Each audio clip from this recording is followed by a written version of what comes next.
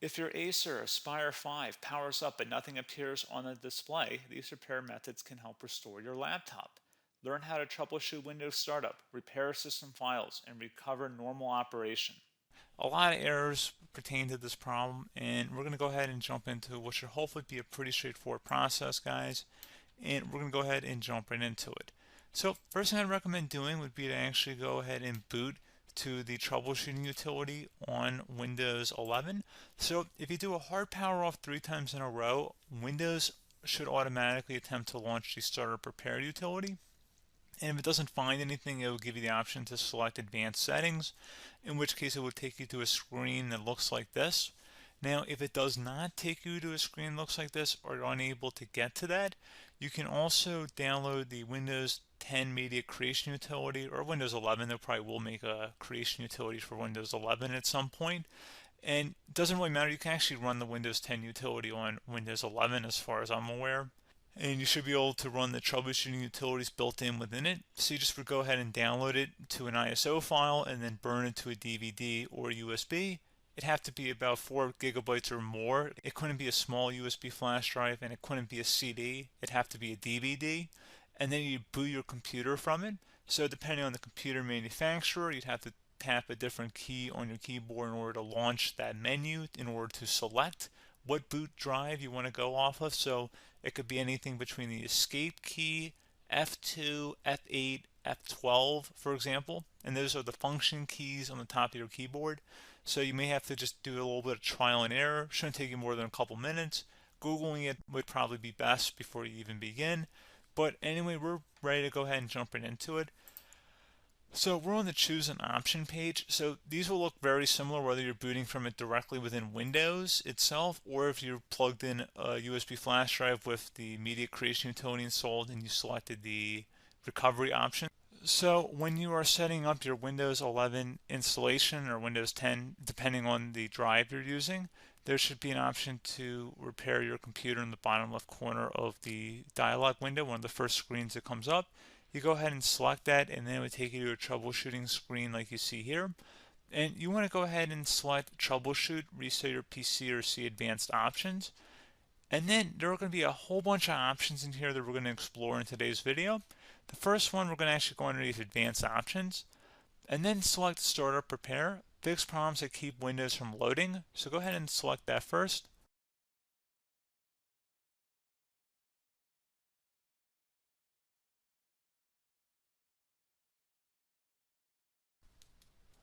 Okay, so you can see it could not repair our PC.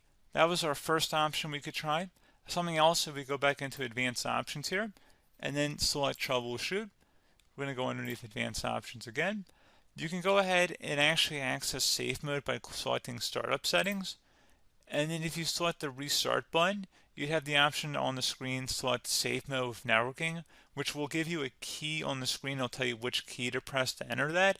I believe it's the F7 key. It'll do that for you.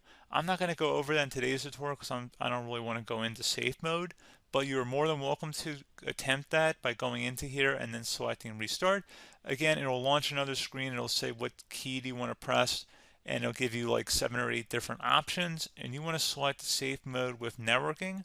There's also an option for a command prompt too, but that's going to be something we're going to cover later in this video, and we don't even have to go through that in order to access it. So that's why I'm not going to really push for that, because unless you know exactly what's causing the problem, you probably don't need to go into safe mode. Unless you're trying to recover files, in which case then you definitely can go into safe mode, but we're trying to actually recover our computer here. So I hope that makes sense. Something else we can also try here as well would be to uninstall updates, remove recently installed quality or feature updates from Windows. So if you go ahead and select that, you can uninstall the latest quality updates, which generally is the more day-to-day updates. Feature updates are the less regularly released ones, like the big ones. I would equate it to service packs in like Windows 7 and Windows Vista and Windows XP. So larger updates that occur once or twice a year at most. And the quality updates are more just a regular update. So probably obviously depend, it'll take longer if you're going to try and uninstall the latest feature update versus quality update. And maybe you don't need to go back that far. So just giving you guys a couple pointers with that. Something else you can also look at here, and we're going to jump into the command prompt in a little bit, But you can select System Restore, which will use a restore point recorded on your PC to restore Windows. And this is something I would highly recommend here, guys. So select Next. Assuming you have a restore point saved on your computer, you go ahead and select the most recently created one, and you'll select Next, and then you'll select the drive. You shouldn't actually have to select the drive. You can scan for affected programs, but we're going to keep it all default here, and then we're going to select Finish. So once started, System Restore cannot be interrupted. Do you want to continue? I think we're going to select yes. I don't think we have anything better to do on our computer right now, so just give it a moment here to initialize. It will take a couple minutes to run, obviously depending on how large your hard drive is and how much is saved on the System Restore point. So just give it a couple minutes here.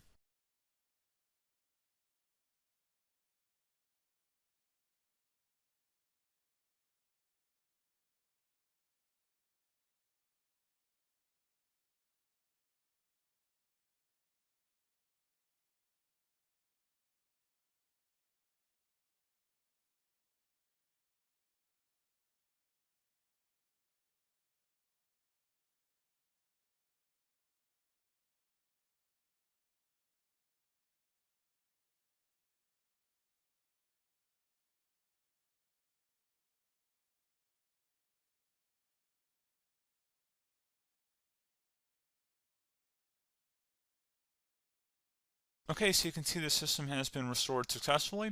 We're going to go over a couple different methods in addition to that if that did not work. So I'm just going to pause the video and we're going to start back on the recovery screen that we started with. Okay, so a couple other things we can try here too. If you go back into troubleshoot, you can select reset your PC, while you choose to keep or remove your personal files and then reinstalls Windows.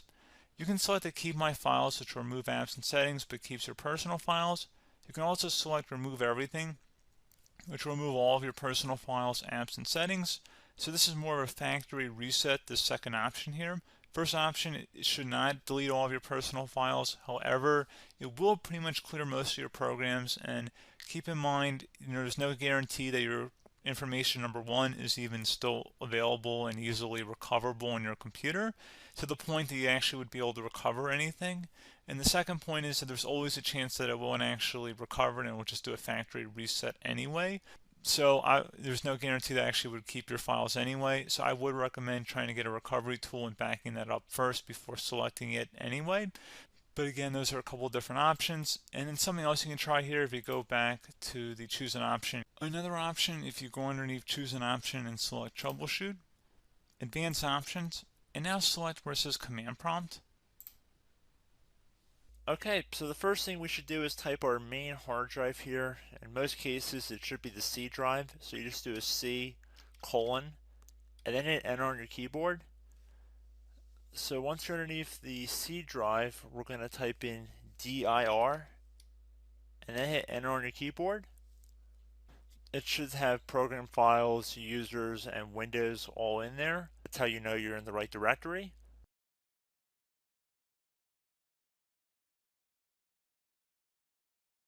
In some cases, it might be the D drive as well, so just keep that in mind.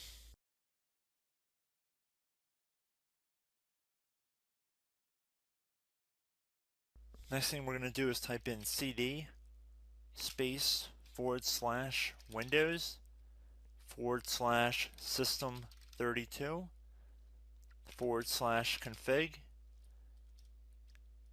and then you're going to hit enter on your keyboard.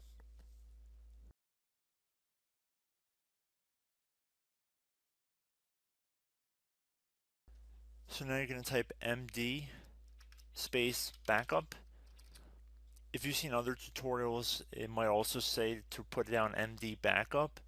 That's because the backup name is pretty common when you want to back something up. So you can name this whatever you want, doesn't have to be backup. So if you've already made a backup folder in the past, you could do backup 1, for example. So once you're done setting the name you want the backup to be called, hit enter on your keyboard again.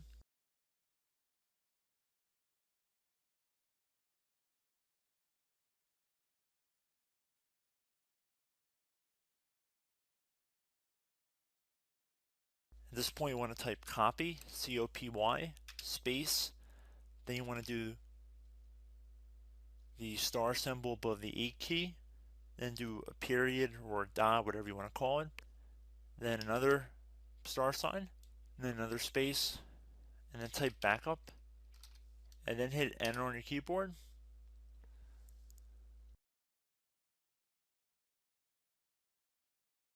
Now you want to type cd reg back, REGBACK,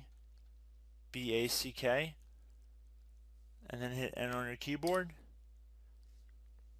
So now that we are under the reg back, so now you want to type dir again, and then hit enter.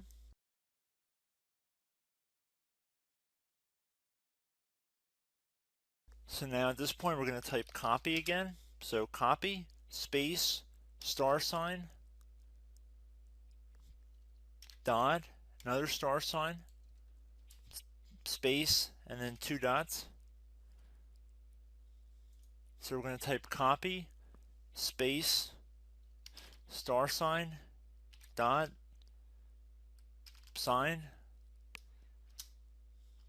star sign, dot, dot, and then hit enter on your keyboard again. So for overwrite, you want to overwrite all. So type A on your keyboard, so capital A, and then hit enter on your keyboard.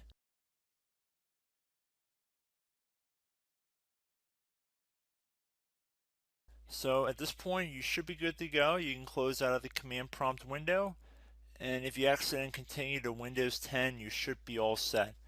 So I hope one of these 3 or 4 different methods we went through in this tutorial helped you guys out. Again, I'm not sure if you guys heard me earlier, but try to go back into your safe mode if possible and uninstall any programs you know might be conflicting with the Windows startup if you can get into safe mode. So just keep that in mind. Something very simple like that could be blocking up everything. So again, I hope this tutorial helped you guys out, and I will catch you in the next tutorial. Goodbye.